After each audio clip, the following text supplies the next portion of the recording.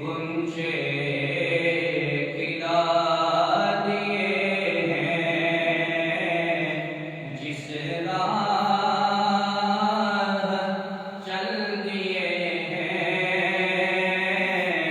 تجھے بسا دیے ہیں۔ مل کر پڑھیے، جس راہ چل دیے ہیں، تجھے بسا دیے ہیں۔ ان کے نثار کوئی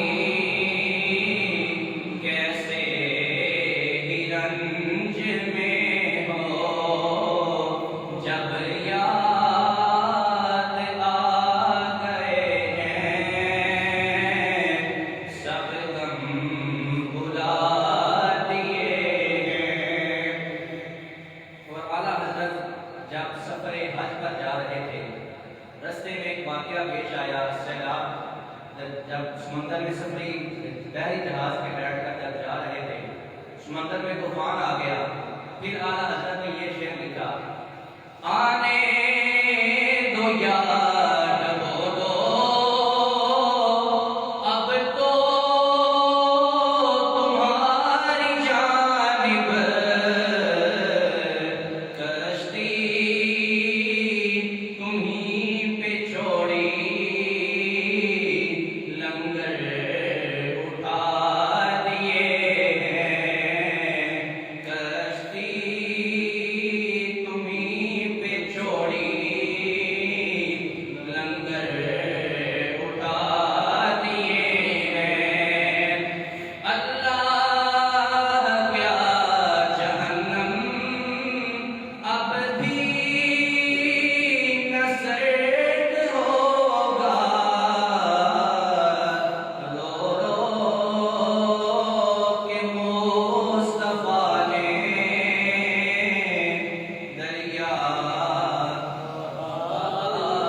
دیے ہیں، رو رو کے مصطفیٰ نے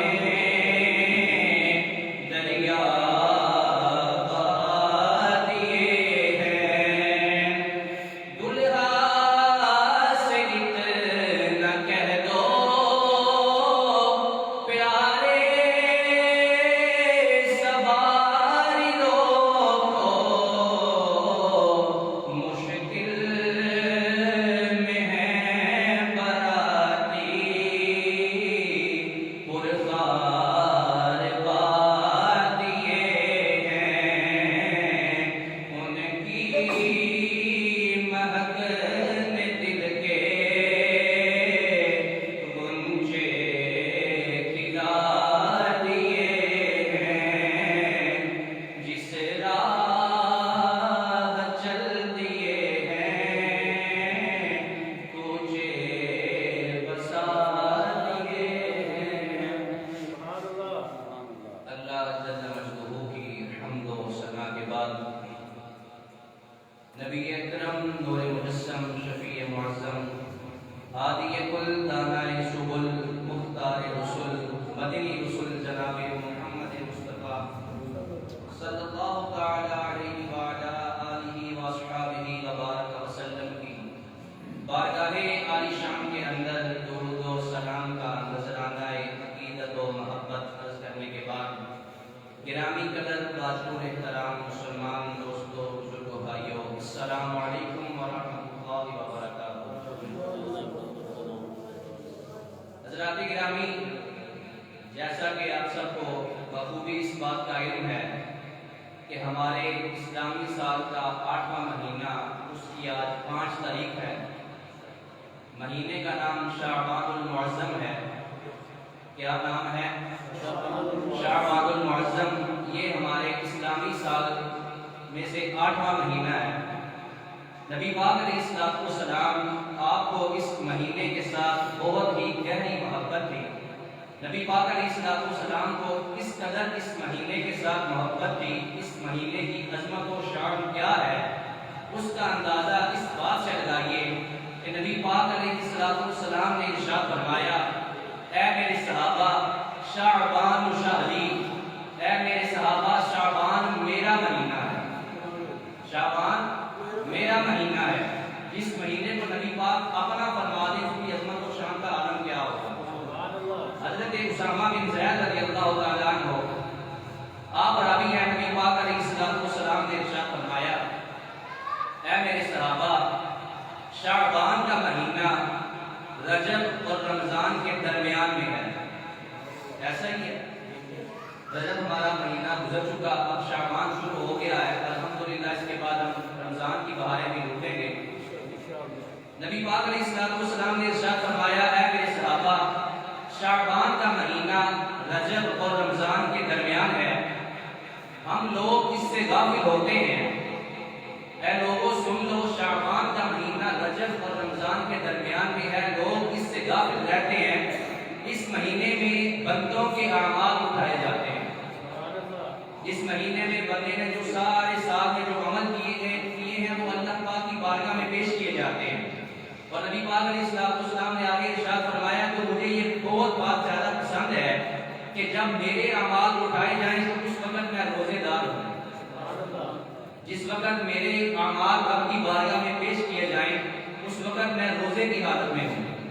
ام المؤمنین حضرت عائشہ صدیقہ رضی اللہ تعالی عنہا آپ بیان فرماتی ہیں کہ نبی پاک علیہ السلام کو محبوب مہینہ جو نفلی روزوں کے اعتبار سے تھا وہ شعبان کا مہینہ تھا۔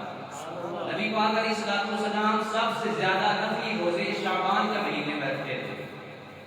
آج تو ہم خیر روزہ رمضان کے بھی جو لوگ ہیں وہ روزہ بہت مشکل طریقے سے رکھتے ہیں، بار بار اس سے پوچھتے ہیں کہ کیا کفارہ ادا ہو جائے گا، تھوڑی سی طبیعت خراب ہے نہیں رکھا جائے گا، طبیعت ایک ہفتہ خراب ہو تو سارے مہینے کے روزے چھوڑ کے بیٹھ جاتے ہیں۔ نبی پاک علیہ السلام شعبان کے مہینے میں اس قدر روزے رکھتے کہ صحابہ کرام فرماتے کہ ہمیں یہ خوف ہوتا کہ نبی پاک علیہ السلام سحری کب کرتے ہیں، افطاری کب کرتے ہیں، جب دیکھیں تو آپ فرماتے ہیں میرا روزہ ہے۔ حضرت انس بن مالک رضی اللہ تعالیٰ عنہ فرماتے ہیں نبی پاک علیہ السلام نے ارشاد فرمایا اللہ تعالیٰ کے پسندیدہ مہینوں میں سے ایک مہینہ رجب ہے۔ کون سا مہینہ؟ کس کو پسند ہے؟ اللہ تعالیٰ کو۔ حضرت انس فرماتے ہیں نبی پاک علیہ السلام نے ارشاد فرمایا اللہ کے پسندیدہ مہینوں میں سے رجب کا مہینہ ہے، یہ اللہ کا مہینہ ہے، جو شخص رجب کے مہینے کی تعظیم کرے تو گویا اس نے اللہ تعالیٰ کے حکم کی تعظیم کی، اور جس نے اللہ کے حکم کی تعظیم کی اس نے اللہ کی نعمتوں والے باغ میں داخل ہونے کا شرف حاصل کر لیا۔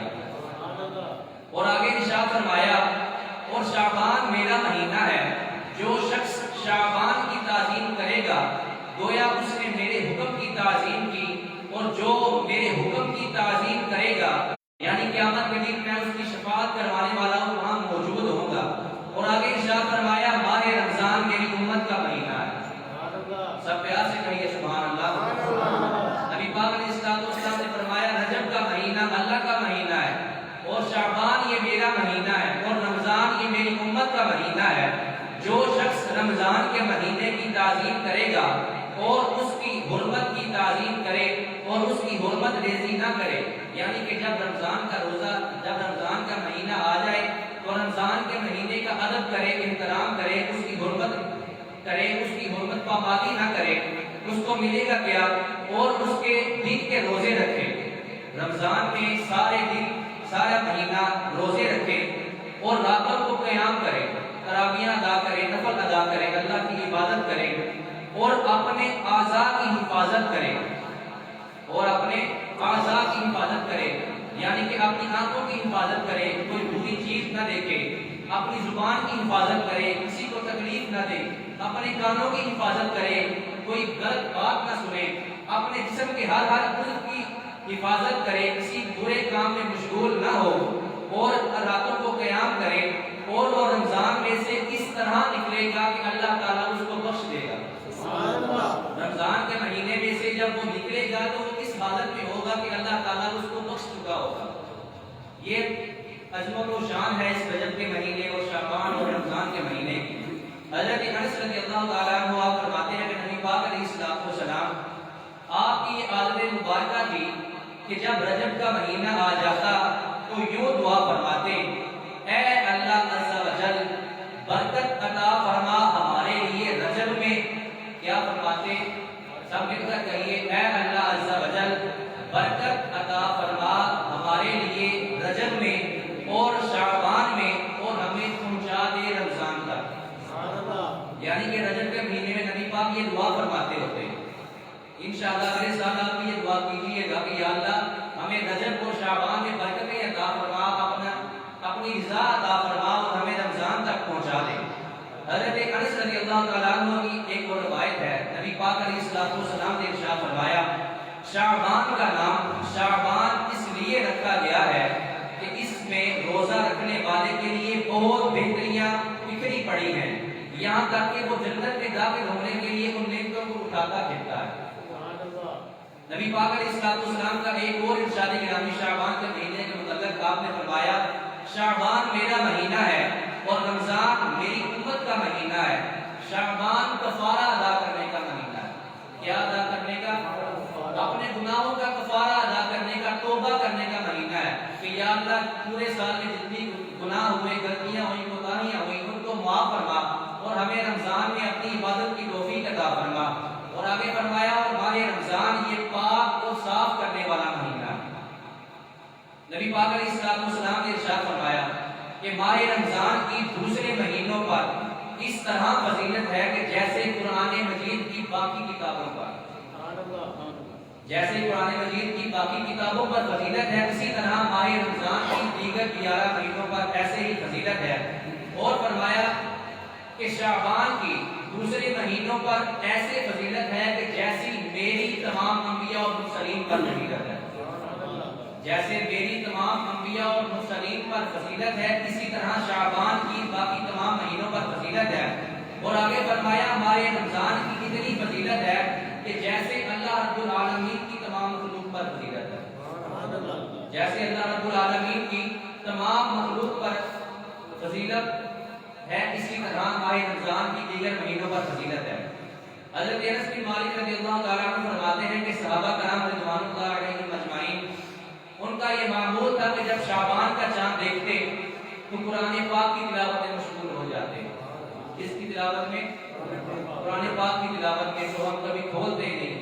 اللہ پاک کی بارگاہ میں دعا ہے کہ اللہ پاک ہمیں ہر نماز کے بعد قرآن پاک پڑھنے کی توفیق دے. صحابہ کرام رضوان اللہ علیہم اجمعین کا یہ معمول تھا کہ جب شعبان کا چاند دیکھ لیتے تو قرآن مجید کی تلاوت میں مشغول ہو جاتے اور لوگ اپنے مالوں کی زکات نکال دیتے. اس مہینے میں، شعبان کے مہینے میں، صحابہ کرام ہر نماز کے بعد ہر وقت قرآن پاک کی تلاوت میں مشغول ہو جاتے اور اپنے مالوں کی زکات نکال دیتے. اتنی جلدی کیوں نکالتے؟ اس لیے تاکہ جو کمزور لوگ ہیں رمضان کے مہینے میں روزہ رکھنے پر قادر ہو جائیں. تاکہ جو کمزور لوگ ہیں وہ بھی رمضان کے مہینے میں روزہ رکھنے پر قادر ہو جائیں. اور جو بادشاہ تھے، حکمران تھے، امیر وزیر تھے، ان کا معمول تھا کہ اپنے جتنے ان کے غلام ہوتے ان سب غلاموں کو اکٹھا کرتے اور جس کسی کو سزا دینی ہوتی اس کو سزا دے دیتے اور باقی سب کو اللہ کی رضا کے لیے معاف کر دیتے، آزاد کر دیتے. اور جب رمضان کا چاند نکلتا تو پھر صحابہ کرام غسل فرماتے اور غسل فرما کر مسجد میں سارے مہینے کے لیے اعتکاف بیٹھ جاتے. سارے مہینے کے لیے اعتکاف بیٹھ جاتے. حضرت غوث اعظم رضی اللہ تعالیٰ عنہ آپ کا فرمان ہے، اس کا فرمان ہے غوث اعظم رضی اللہ تعالیٰ عنہ آپ کا فرمان ہے، فرماتے ہیں کہ سال ایک درخت کی طرح ہے. سارا سال کس کی طرح ہے؟ ایک درخت کی طرح ہے اور رجب اس کے پتے نکلنے کا موسم ہے.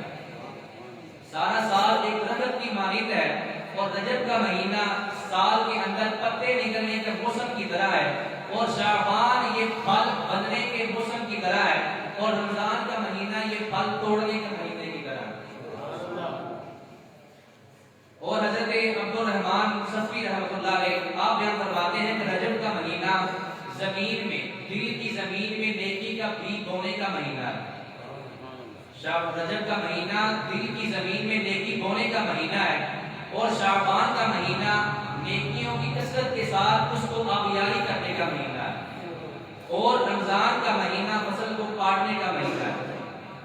اب شعبان کے مہینے میں دیگر مہینوں میں اگر ہم درود پاک پڑھیں تو ایک درود پاک پڑھیں تو 10 رحمتوں کا نزول ہوتا ہے. شعبان کے مہینے میں کتنا ہوتا ہے؟ نبی پاک علیہ السلام نے ارشاد فرمایا جو شخص مجھ پر ایک مرتبہ درود پڑھتا ہے اللہ تعالیٰ اس پر 10 بار رحمت فرماتا ہے. جو شخص ایک مرتبہ مجھ پر درود پڑھتا ہے اللہ تعالیٰ اس پر 10 مرتبہ رحمت بھیجتا ہے. لہذا ہر عقل مند مومن کو چاہیے کہ اس مہینے میں غافل نہ ہو بلکہ اس میں رمضان المبارک کے مہینے کی تیاری کے لیے کثرت کے ساتھ درود پاک پڑھے اور گناہوں سے استغفار کرے. شعبان کے مہینے میں درود پاک پڑھنے کی فضیلت اس قدر ہے کہ دیگر مہینوں میں اگر بندہ درود پڑھے تو 10 رحمتوں کا نزول ہوتا ہے اور اگر بندہ شعبان کے مہینے میں نبی پاک علیہ السلام کی بابرکت ذات کے اوپر ایک مرتبہ درود پڑھے تو اللہ تعالیٰ کی 700 رحمتوں کا نزول ہوتا ہے. کتنی رحمتوں کا؟ 700 رحمتوں کا نزول ہوتا ہے. اور اگر بندہ رمضان کے مہینے میں درود پاک پڑھے تو 1000 رحمتوں کا نزول ہوتا ہے. اب یہ جو شعبان کا لفظ ہے یہ 5 حروف سے مل کر بنا ہے. کتنے حرفوں سے؟ 5 حروف سے مل کر بنا ہے. شین، عین، با، الف اور نون. شین سے مراد شرف، بزرگی، عزت والے مہینے کے مراد ہے اور عین سے مراد علو یعنی بلندی. اس میں اعمال کو بلند کیا جاتا ہے، اللہ کی بارگاہ میں پیش کیا جاتا ہے. اور با اس سے مراد بر ہے یعنی نیکی. اس مہینے میں نیکی کی کثرت کرنی چاہیے. اور الف سے مراد الفت ہے، محبت ہے. آپس میں مسلمان کو دوسرے مسلمان کے ساتھ محبت سے رہنے کا طریقہ سکھاتا ہے یہ مہینہ. اور نور سے مراد نور ہے یعنی کہ اس سے بندہ جب نیکی کرتا ہے تو بندے کا دل منور ہو جاتا ہے. اس مہینے میں اللہ تعالیٰ کی طرف سے بندے کو یہ ساری چیزیں عطا ہوتی ہیں اور یہ وہ مہینہ ہے جس میں نیکیوں کے دروازے کھول دیے جاتے ہیں اور برکات کا نزول ہوتا ہے. گناہ چھوڑ دیے جاتے ہیں اور بندوں کی برائیاں مٹا دی جاتی ہیں اور بندوں کے اعمال نامے لکھے جاتے ہیں.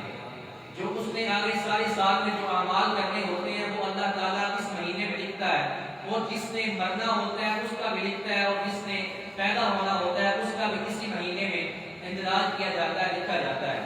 اللہ پاک کی بارگاہ میں یہی دعا ہے کہ اللہ تعالیٰ ہمیں بھی اس مہینے میں اپنی عبادت کرنے کی توفیق دے اور رمضان کی تیاری کرنے کی توفیق دے.